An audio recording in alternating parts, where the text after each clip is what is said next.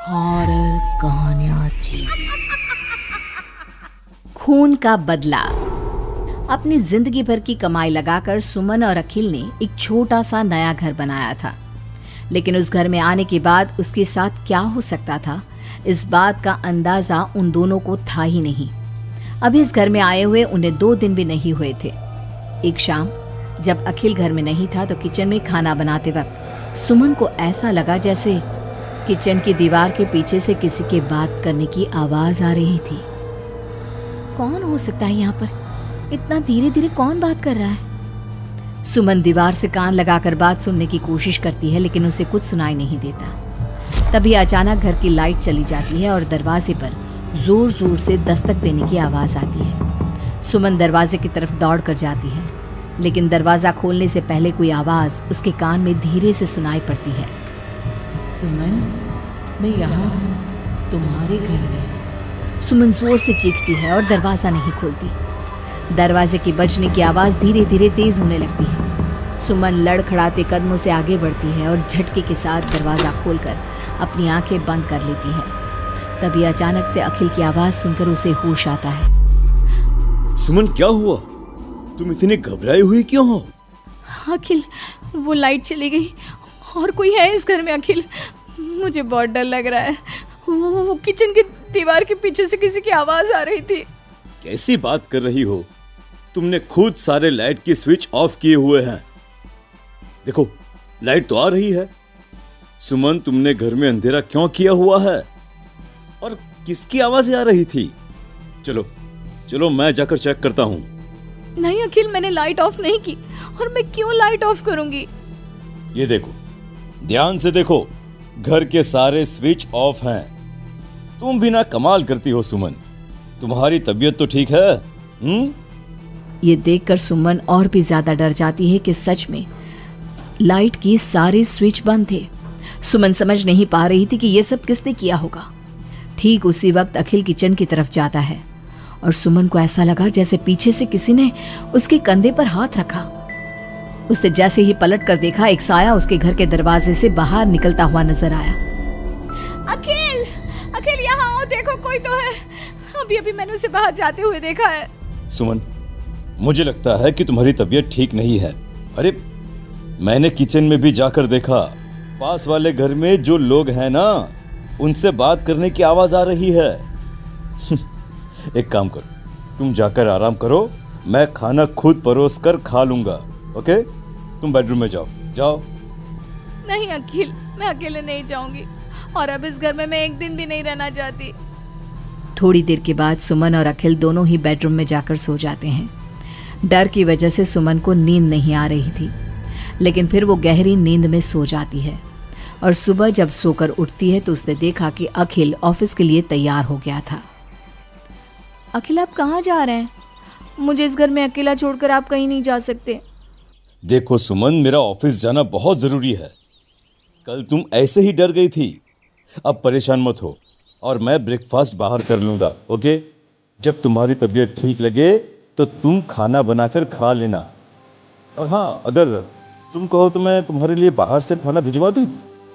नहीं अखिल, उसकी कोई जरूरत नहीं है। मैं अपने लिए खाना बना लूंगी, लेकिन मुझे डर लग रहा है। डरने की कोई बात नहीं है। अभी मैं चलता हूँ, तुम अपना ख्याल रखना। चलो, गुड बाय। अखिल के जाने के बाद सुमन बाथरूम में नहाने के लिए चली जाती है और शावर ऑन करती है। नहाते नहाते सुमन को एहसास होता है कि शावर से पानी की जगह खून गिर रहा है। उसने घबराकर सामने लगे मिरर में देखा और ये देखकर उसके पैरों तले जमीन खिसक गई। वो पूरी तरह सर से पैर तक खून में भीग चुकी थी। सुमन भाग कर बाहर आती है। उसे अपने घर का पूरा फर्नीचर जला हुआ नजर आता है और उसके ठीक सामने खड़ी हुई थी एक औरत जिसने दुल्हन के कपड़े पहने हुए थे। उसके चेहरे पर लंबा सा घूंघट था और उसके शरीर से खून टपक रहा था। कौन हो तुम? क्या चाहती हो? यहाँ क्यों आई हो तुम? मुझे अपना पति दे दो। अखिल, मेरा मतलब तुम्हें मेरा पति क्यों चाहिए? और ये क्या बिगाड़ा है तुम्हारा? मेरी खुशी जब मेरी जाने को है तो पति के पास चलाती तो वापस दुनिया में बिछड़ती लेकिन तुम्हें कुछ करती और फिर मैं तुम्हारे आगे आ गई तुम मुझे और अभी जाने दो हम दोनों हमेशा के लिए इधर चुप कर जाएंगे अब ऐसा नहीं हो सकता एक बार एक उम्मीद याद पास हो जाते हैं उससे हमेशा के लिए नहीं रहती इस जमीन के नीचे मेरी दिल आ जाएगा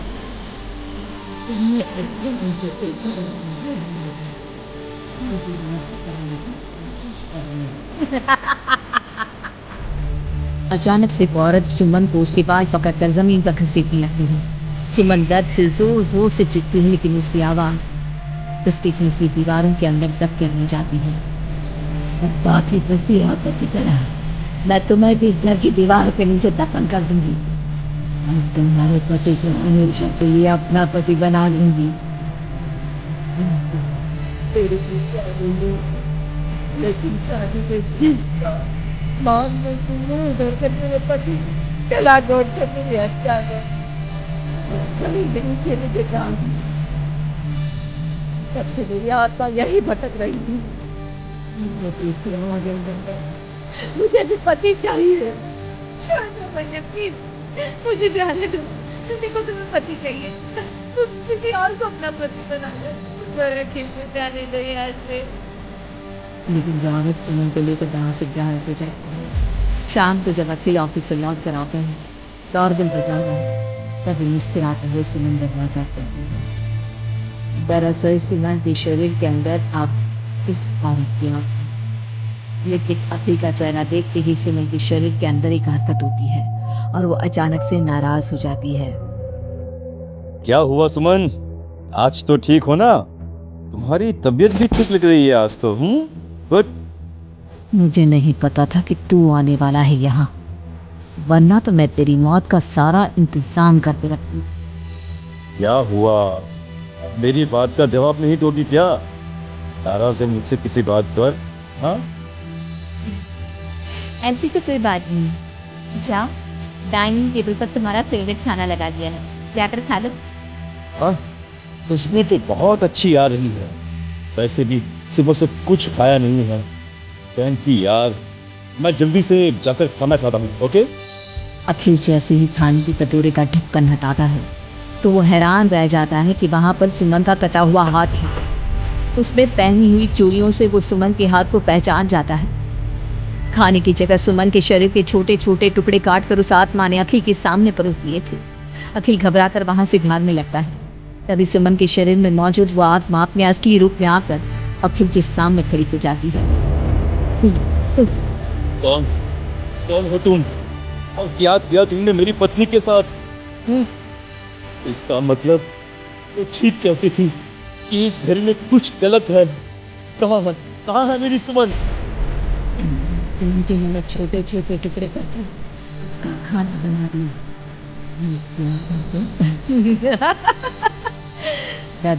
जमीन के नीचे का कर दिया।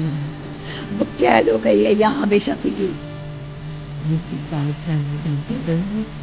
मगर क्यों किया तुमने ऐसा? क्या दुश्मनी थी तुम्हारी और मेरी पत्नी? मैंने तेरी पति को सिर्फ इसलिए मारा क्योंकि मैं तुझे अपना पति बनाना था। तेरी आत्मा जो पूरे एक जन्म से किसी से शादी करने के लिए तड़प रही है, उसकी हसरत पूरी करना चाहती थी मैं। और इसलिए मैंने तेरी पत्नी का रूप लेकर तेरे साथ रहने के बारे में सोचा। अब मैं तुझे जिंदा नहीं छोड़ूंगी। लेकिन क्यों? देखो तुमने सुमन के साथ जो भी किया, मुझे जाने दो यहाँ से प्लीज। लेकिन घर का दरवाजा अभी आप अब तो बात से नहीं जा सकती।